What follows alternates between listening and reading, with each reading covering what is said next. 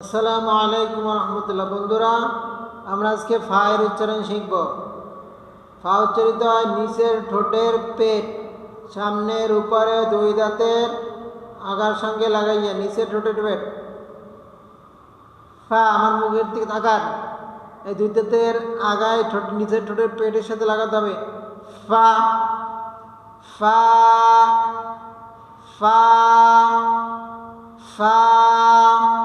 নিচের ঠোঁটের পেট, সামনের উপরের দুই দাঁতের আগার সঙ্গে লাগাইয়া ফা ফা ফা ফা ফা